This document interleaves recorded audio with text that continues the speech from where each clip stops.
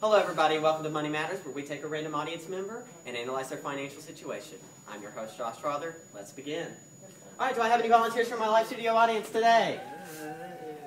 Sir in the purple, come on.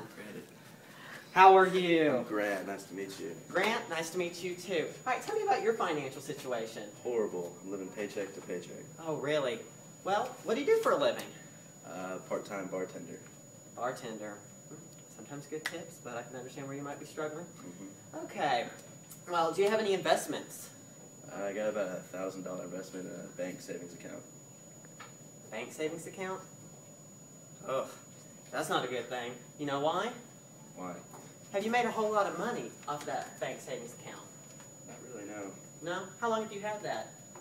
A couple years. Okay. Well, you know what? We got a problem. Because you don't have compound interest. What's compound interest? You don't know what compound interest is? No. Audience members, do you know what compound interest is? No! Oh my gosh, well I guess we found today's topic. It's going to be on compound interest. Woo! Let me begin. First of all, in compound interest, there is a special formula that we will analyze. But first of all, I'm going to give you a little background information on compound interest. Compound interest is basically just interest that's paid on both your principal amount, which is the amount you originally invest, that is compounded over time. So you're making money off of your interest. And sometimes it's compounded annually by the year, or quarterly, 4 times a year, semi-annually, every other year. It doesn't matter. So we're going to take a look at the formula and find out how you all can make the most money. So we have our formula that we are going to look at. And we have our amount equals our principal, 1 plus our rate, our number, and our time. So basically, we'll take a look at this. We have our P, which is our principal, which is basically that original amount, which in fact would be Grant's money. So let's say you had $1,500, right? So that would just be the original amount that you invest in an account. R is basically the annual rate of interest. So you know that there's always interest rates with an account. Well, with a bank savings account, it's a very low amount, and you don't accumulate a whole lot of interest. That's why you probably made like $3 over like a 6-year period, let's say, because that's the way bank savings accounts work. The bank doesn't want to pay you a lot of money. You have to invest it in a special investment account, one that does compound interest. So our R, as I said, is our rate of interest. And this will be written as a decimal. Okay?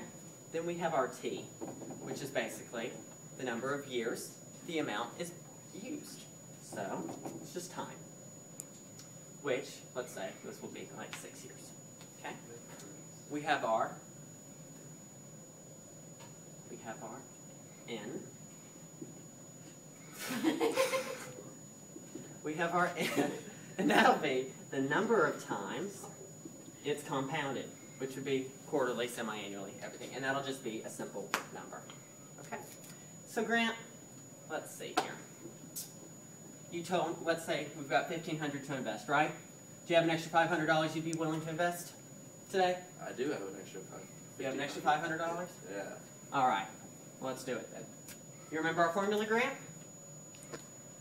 I'll help you. Yeah. A equals P1 plus R over N into this. Okay, so what is our amount? We don't know, right? We're looking for it. What's our original amount that you're giving me? $1,500 that you're willing to invest. We have our 1, simple number 1, plus, what's our rate? Let's do an interest rate. Let's say it's 4.3% interest. Okay? 4.3%. Okay. So written as a decimal, I'll help you out. 0.043. Yeah. Alright, and let's just say that the banker says, we're going to compound that quarterly. Well, how many quarters are in a year? 4. When in doubt, and you ever want to know how many quarters are in a year, just think, there are also 4 quarters in $1. It's a great money strategy.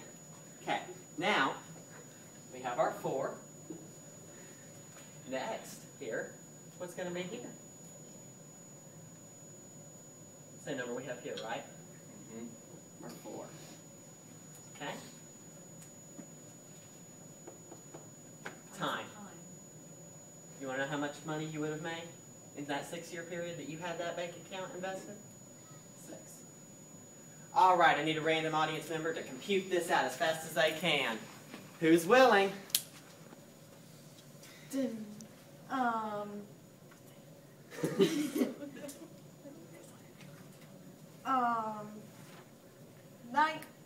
$1,938.84. $1,938.84. Grant, that's how much you would have after 6 years. Yeah. A little better than $1,500. How much profit have you made just investing it in this account? Like $438. $438.84.